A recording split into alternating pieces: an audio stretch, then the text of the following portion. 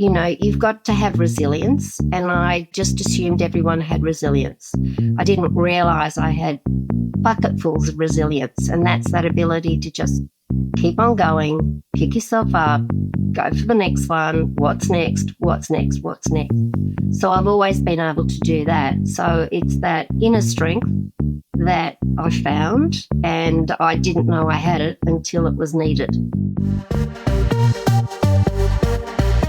Welcome to Your Second Act, the podcast that proves that life doesn't have to end at 40, 50, or even 60, because when it comes to living your best life, age is just a number. Happy Tuesday. Hope you're having a fantastic day. Thanks for joining me for again another inspiring episode where I get to meet some incredible women who have amazing stories about thriving in midlife. And speaking about inspirational stories, this conversation with today's guest, Ross, left me speechless, and that is saying something. I don't think I've ever met someone as resilient and inspiring as her. Throughout our chat, she opens up about her incredible story of battling cancer 3 times in the past 12 years. And despite the battles she's faced, we still managed to share a laugh, and thanks to her wicked sense of humour, I didn't feel so bad about laughing. It's clear to me that maintaining a positive mindset can truly make all the difference when life throws its toughest challenges our way. And her story is a shining example of that. She is such a true survivor, and her story will undoubtedly leave you with a tear in your eye, but also warmth in your heart. Because life is truly a magical gift that we get to cherish every single day. So let's dive into her episode and welcome to Roz's second amazing act. Hi, Roz. Welcome to Your Second Act. When I first heard a snippet of your story, I couldn't help but think this woman is one tough cookie. It's the kind of story that really gets people talking and overcoming life-threatening obstacles while radiating positivity. Now, that's something really worth talking about. And I just felt that your story was one that really needed to be told because you've faced cancer twice. And to overcome something like that, I really want to find out what goes on behind the scenes. How do you get through that? So I'm really eager to jump into this episode. So welcome to Your Second Act, Rose. Thank you. Thank you. You faced the daunting challenge of battling cancer twice in the past 12 years. How have you remained positive? Can you just start from the beginning and tell me a little bit about how it happened? Sure. I think firstly, I really like the way that you say battle, because it has been a battle for me. I know a lot of people use the term journey. For me, it hasn't been a journey. It's been an ordeal. And that is it's just been a long, arduous ordeal. And actually, I've had 3 bouts of cancer. So it has been one of those situations where it seems to just keep getting worse and worse over the last 12 years. I think I was diagnosed early in 2012, and at that stage, it was stage 3, and it was aggressive, invasive, and it was a HER2 type cancer, which I had no clue about. I just thought breast cancer was breast cancer, but there's all different types of breast cancer. And I happened to get a particularly aggressive, ugly one. And it was really interesting. That day that I was diagnosed, the first thing that came to my mind was, it's not over until the fat lady sings. And I think a lot of people have heard that, but don't actually realise that the fat lady sings. It's about not presuming you're not going to know the outcome until it's finally over. And I think a lot of people do. And I've never been able to keep that woman from singing. That's my view. It's like, I just wish she would stop singing, but she keeps singing at me all the time. So it's one of those things, I don't know when this thing is ever going to be over. So I think fundamentally I was just unlucky it happened to me. And it was literally bad luck. And the one thing that I wanted to do was to outlive my parents because they were aged and my mum had dementia, and I didn't want them to be worried about me because, I mean, my dad had enough to worry about, so I didn't want them to worry about me. So I've often actually had people ask me, how is it that I've been able to pick myself up and keep going time after time, setback after setback, and every time the situation seems to get worse. But I think it's about having hope, and I think it's about having lots of gratitude, because I still regard that that day that I was diagnosed was probably one of the luckiest days of my life, because I was seeing a brand new GP for the first time. She was beautiful, she was elegant, she was caring, she was super intelligent, and she immediately diagnosed that I had a massive problem. And I'd been misdiagnosed for 3 years. And so it was just fate that I got this amazing woman. And then she set a course of action from then on in, where I just got the most amazing care possible with the most amazing people ever. The breast surgeon that I had, the day I had my first meeting with him, my first consult, and this is actually, they had to confirm what it was. I walked in and here he was in one of the waiting rooms cuddling this brand new born baby. And I went, that man is so caring and so kind. And that's what you want. And that made a big difference to you, I'm sure. Yeah, you rip the Band-Aid off and things come back, I suppose. Oh. So forgive me, cut this bit out. Please cut this out, because I want to get it together. I'm not going to, because you are being real. And, you know, one of my questions to you is, how do you deal with the anger that comes with it? Because, you know, we can also be a victim. Like, you know, why has this happened to me? I'm angry. It's not fair. How do you deal with those emotions? I'll get to that. I've got myself together again now. Sorry. But It's okay. No, he was kind, he was compassionate, but he was no nonsense, and he told it how it was. And I needed that. And he said to me, when he did the first procedure diagnosis, he said, do you have any questions? And I said, no. And he said, you surprised me. I would have thought, like, most women have questions and want to question what I'm doing. And I said, no, I have absolute trust. I have absolute faith. I've been sent to the best guy, and I knew I had been. So you have my life in your hands, and I trust you because you're the expert. And then again, my luck struck again, because then my oncologist, the same sort of thing. We met and straight away we got on. I call her my goddess, and she's the reason I'm alive today. I guarantee she is. She was no nonsense, matter of fact, straight talker, straight shooter, but kind, compassionate, the biggest heart you've ever seen in a human being. So it was that shock. You go through that shock for sure. But I've never been angry as such. I think I've been lucky. I know I've been unlucky, but I've been really lucky because I've had these amazing people who work for me, who keep me alive. There's an incredible army of these professionals out there who I don't think get enough gratitude. I don't think they get enough recognition, because they're dedicated to their craft. They're dedicated to their patients. And they do this to keep people alive, and they do it so really, really well. So to be honest with you, for me, it's more around gratitude. I really have a lot of gratitude for those people and my friends and my family. You know, I survived this because of the army of friends that I have that were there to step in, look after me, take care of me, do things when I was really low, and I mean really low, because I was a very sick girl. So, yeah, the gratitude thing is very present and will always be there. I'm just very lucky to have had these people in my life, I think.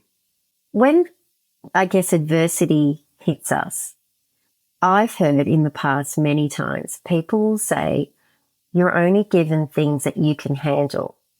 Now, yeah, I sometimes think that's a cop-out, because I don't want that, nor did you want that. What are your thoughts around that statement? I'd like to ask whoever thought of that, how much do you think some person has to take? Because really, it keeps getting dished out and it keeps dishing out. If I had $1 for every platitude people have given me over the years going through this ordeal, I think I'd be a multimillionaire. I really would. So it's a Absolutely. shame I didn't get $1 for every time that happened. But that's because it's about them, because people don't know how to deal with you when you're going through this, and people don't know what to say. It's scary. It's scary for me because I was going through it, but it's scary for them because they don't know how they can help and they don't know what to do and they don't know what to say. So I've made it my mission right throughout this to have a dreadfully dark sense of humour, and I have a shockingly dark sense of humour. And I laugh at the disgusting things that have been done to me and the horrible things that I've gone through. I've been determined to have grace and dignity with everything that I do. And I've been determined to try and help people and make it easy for them, because it's tough. It's tough on you, but it's also tough on the ones that love you. So I think the more honest you can be, the more open you can be. I feel that that's really important. And that's part of, I suppose, my mission in life is to let people know, yeah, you're not on your own. There are beautiful people out there.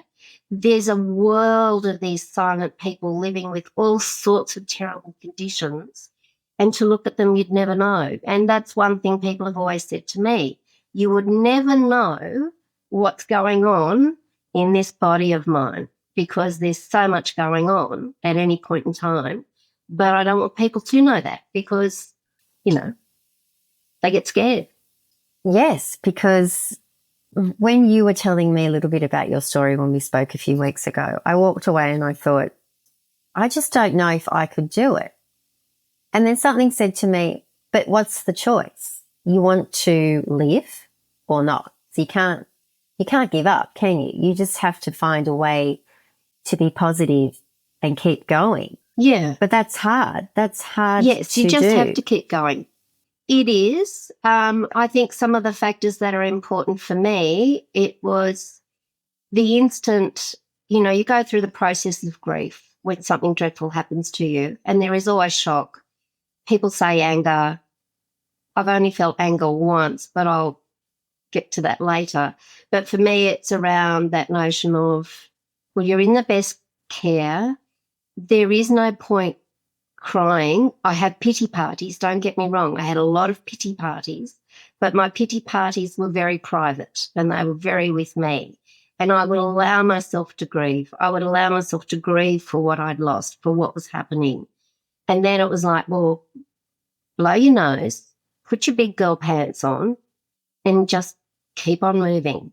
And whatever, I know I'm strong, but the thing probably that really has worked in my favour is absolute faith and absolute trust and belief in the people that were looking after me.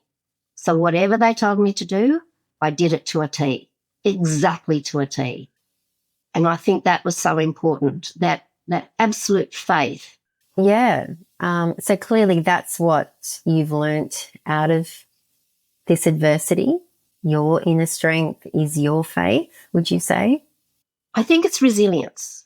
It's faith in them and their capability, because I'm a professional in what I do. And I know that when you're a professional in what you do, you take pride in what you do. So I know they take pride in what they do.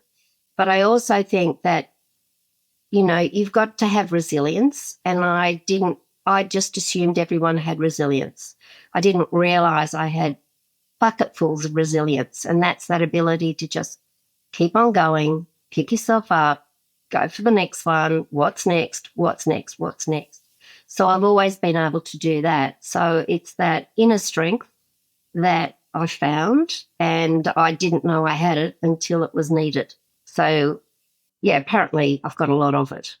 You must, because you was also saying recently that you have recently been diagnosed with an autoimmune disease. So Mm. Can you take me through the day that you were told that? Like, what did you feel? Compared to being diagnosed with secondary breast cancer, this is just another thing on my plate. So we're now 10 years post the last outbreak of cancer. And late last year, I was diagnosed with autoimmune, and my body has turned against itself. And it's been a blow. It's been a big blow because I thought, here we go again. I'm back on the roundabout, more specialists, more people poking, prodding, more tests, more expense, more medication. And it's just exhausted resignation that, oh, well, okay, so here we go again. I think the thing I've got going for me is that I'm super fit. I've kept myself super, super fit. I do boot camp 3 days a week. I walk all the time. I eat well. I'm physically fit. I garden. I do DIY projects. I live on my own. So I've got no one to fall onto. So I've got to fall back onto myself. So this spondylitis that I have, which is what it's called, there's a lot of pain associated with it, but I just walk through the pain. I'm more determined than ever.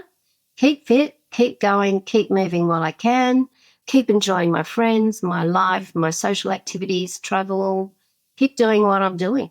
That's it, really. So when you're in a darker place, how do you try and get yourself out of it? Because that would have to happen a lot. How do you prioritize your mental health that way? I think a couple of things happened.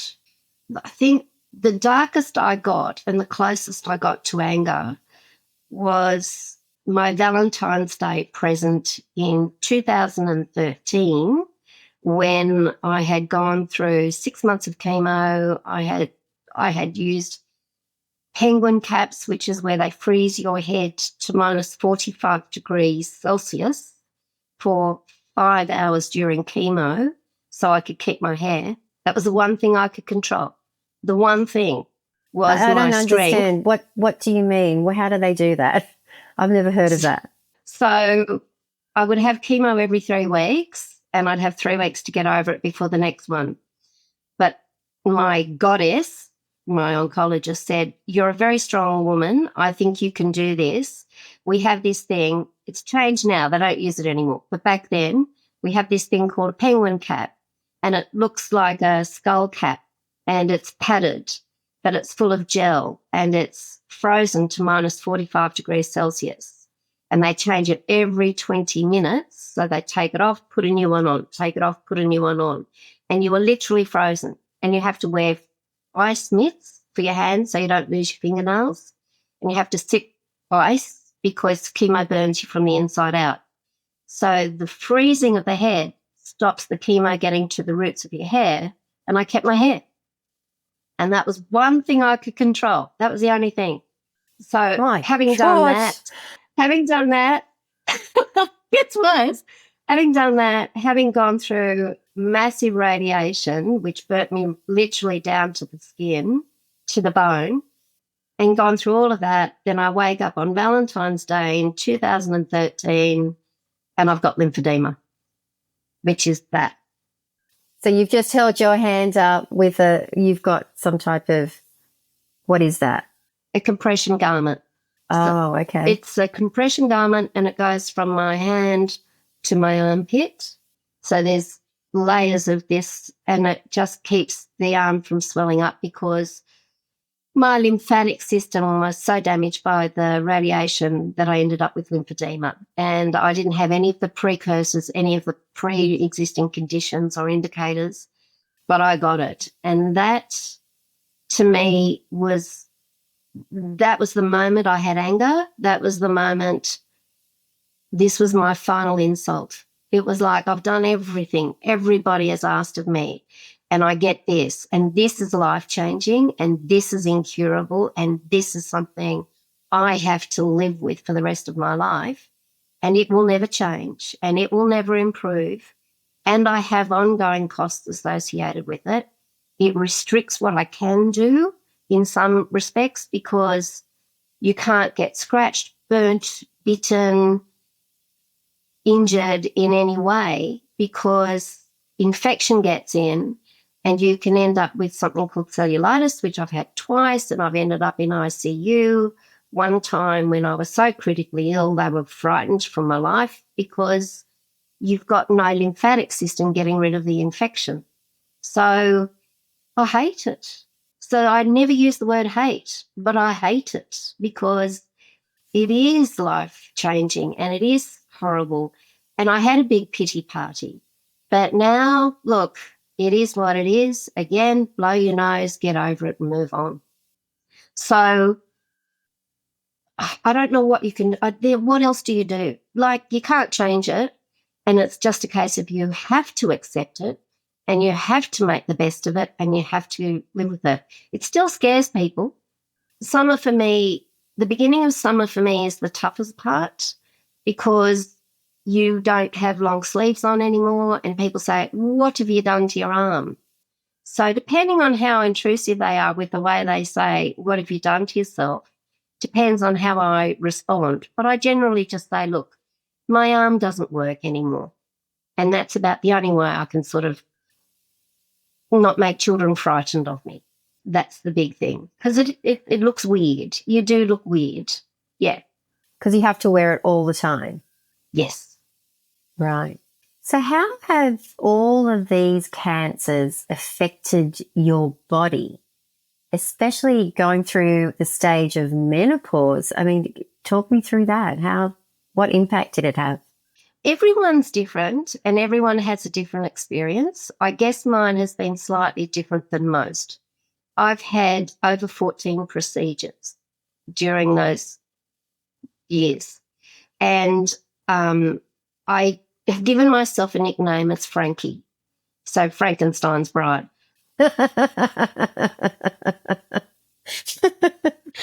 I have been chopped, sliced, diced, minced. I've had bits taken off. I've had bits taken out. I've been rewired. I've been remodeled. I've had bits turned into body bits. I've had incredible surgeries. And then you've got, as you said, all the effects, the ongoing effects of radiation and the ongoing effects of chemo. They do last your lifetime. You lose who you were. Your body doesn't function anymore. A huge part of my body has numb zones because all the nerves have been destroyed. So, I'm numb from there down. I'm numb on the entire left side of my breast area. I'm numb down the right leg and I'm numb across my stomach because of surgeries. So nothing works like it used to work. Does it affect your walking if you're numb in one leg? No. Okay, no, that's good. It's bouncing back has been tough. Everything's been tough. When I had the brain tumour, the metastases on the brain, that affected my eyesight. So I have a blind spot now.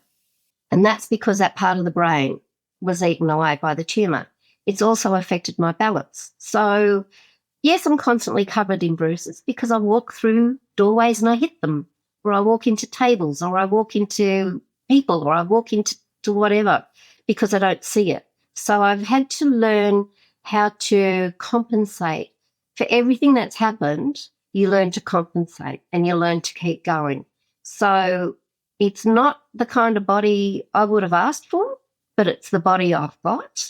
So you do what you can with the body that you've got and you just wait for the next thing to fall off or do whatever it is. And then... Well, I hope no more. You could not possibly go through any more, Roz. Oh, my gosh. You are such an inspiration, I have to say. No, you are, because the way you're telling me your story, you have bravery. It comes out in you. And I think that's one thing I didn't realise about myself. Oh, so many people would have given up. And as much as we say, you've just got to keep going, not everyone has the strength to keep going. And I do think it's mind over matter sometimes. I think if you keep telling yourself that you can do it, you will get through it. because negativity is such a killer. Would you agree? Yeah, Yeah, absolutely. totally. Yeah. I have seen women, because I've had so much treatment and spent so much time in hospitals, I have seen people who have taken that victim mentality, and I do feel sorry for them. I get slightly annoyed by that because it's, look, we've all got terrible troubles. Like, I've got some strange troubles, but other people are going through hell in their life as well. So we all deal with it in our own way. But I think if you give up, it's, you've only got this one life. So just make the most of it while you can. That's what I'm trying to do anyway. I don't see the point in giving up. I don't see the point in being defeatist. I just think stuff happens. Bad stuff happens to good people every day. It just does. No one deserves it. It just happens. How has this affected, say, like your intimate relationship, having cancer? You were saying you were in a relationship through it. So just after I thought I had finished my treatment and I was getting back to life, I took a huge leap of faith and let someone who I thought was a gorgeous man into my life. And we had a beautiful romance and it was great and life was really looking good for me. And then I was diagnosed with secondary breast cancer, which is metastatic breast cancer in the brain. I had a tumor in the brain. That was incredibly scary. It was traumatic. I didn't want to die. I'd finally found happiness and I wanted to keep that happiness.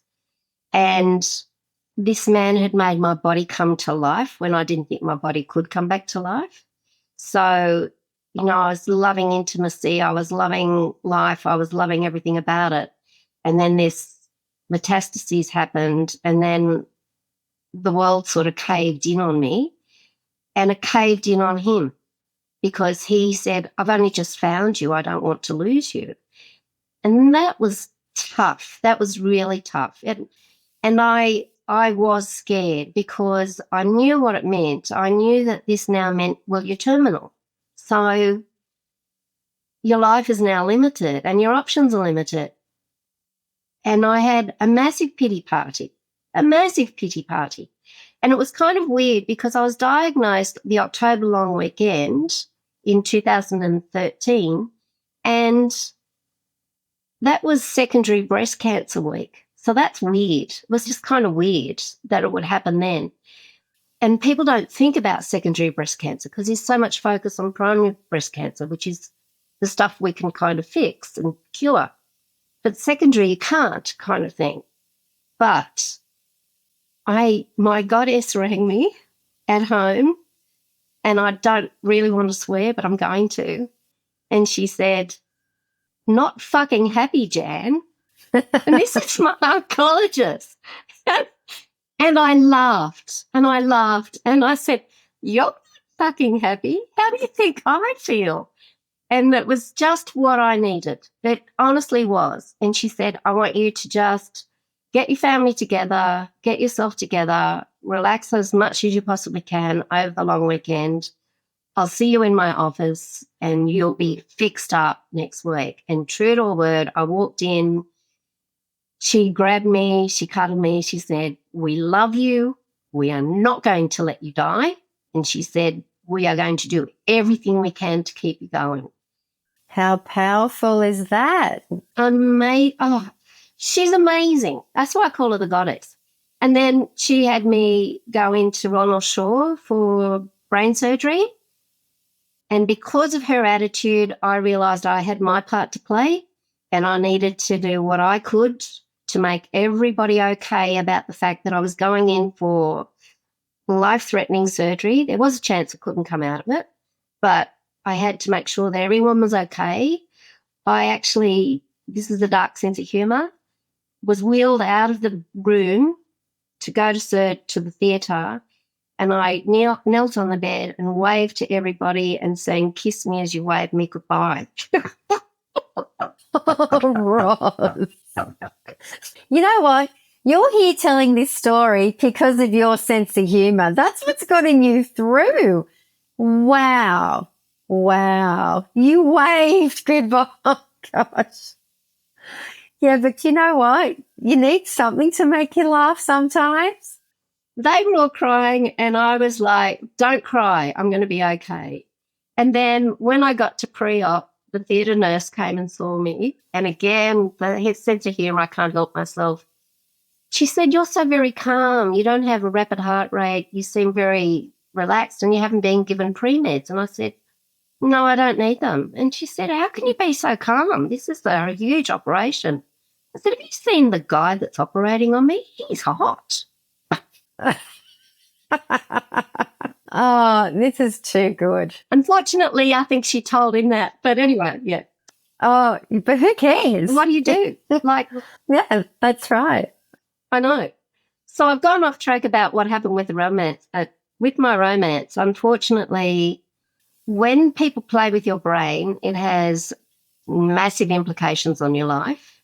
You can't sleep flat in a bed. You have to sleep upright. You can't drive. You can't be left alone.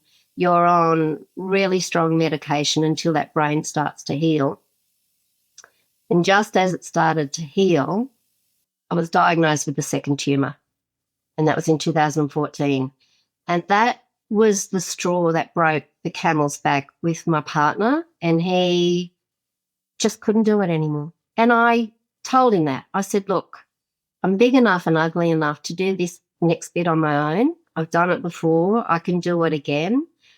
I don't blame you if you have to leave, and I don't blame you if this is all too much, because it's not fun having somebody who is so critically ill in your life with such little chance of survival, and how to cope with that." So it's hard on those who love you. It's really hard. So we parted, and that was tragic, but I just went, "Well, look, it is what it is." I haven't had a relationship since, so it's been over 10 years. I'm not close to it. I never say never, but I tell you what, he'd have to be one hell of a gutsy guy to take me on. He really would. He'd have to be very special. He'd be a very lucky guy. And it's not about taking you on because, no, seriously, I have no words. I've never met a person like you before who's come through so much, and you're laughing and smiling. I'm speechless, and I shouldn't be because it's a podcast, but I truly, truly am. And another thing that I'm listening to is you take care of other people. Even though you're going through something, you're taking care of your parents, you're taking care of your friends, you're dealing with their expectations and wanting them to feel okay. How the hell do you do that when you inside you're crushing? And I get what I couldn't kind of understand is when you're dealing with something that is so hard, other people can place more pressure on you by worrying about you. So I can kind of understand that you want to put them at ease, but that's bloody hard. That's hard work. How do you do that? How do you cope with that? Wow, that's a really good question. Don't know. I just do. I think I've always been a huge empath in my life. I've always cared about other people. I've always been somebody who likes to make people feel good. I like helping people. I like helping them feel or realize their own true potential. I don't know. I'm a giver. I'm just a giver by nature. I'm one of those people. I love people. I love being with people. Somebody said to me once, "Do you pick up friends everywhere you go?" And I said, "Well, basically, yes, I do, because I love people, so I've never really, You do. You shine. You shine. yeah, thank you. But I don't know. I think you've got to, don't know. I can't actually answer that. I really can't answer it. I just know I'm a happy person. I've had beautiful parents as role models. I've adored my parents all my life. My family's super important to me. I love all of them. My friends, I've lost some friends out of this and I've let that go, and it's been tough, but I've done that because I don't know. There comes a time when sometimes friendships close, and that's very rare for me, but it has happened. And I think that's part of the self-preservation in a way. So I know what I've realised is I don't suffer fools easily, and I now speak my truth, and I've never really spoken my truth before. So I'm far more assertive, and I think, I don't know, it's just, enjoying company and enjoying people. What more do you want in life, really? I agree. I completely agree with you because that's what fills my cup. And I think if you are that type of person, no wonder you had people surrounding you wanting to help you. You found your goddess and your oncologist. How amazing is that? Because of the person you are, and it's what you give. And I think that is so important. And I'm glad that you've had that because, like I said, I've never met anyone who's gone through so much like yourself through health adversity. But now that you're in this stage of life, what is it that excites you about being in your middle years? Like, what are your hopes and dreams for the future? My hopes are I'm really trying to make the most of the time I have while I'm fit. So I know that that's going to be a bit of a struggle with this autoimmune. So that is going to be a little bit challenging for me.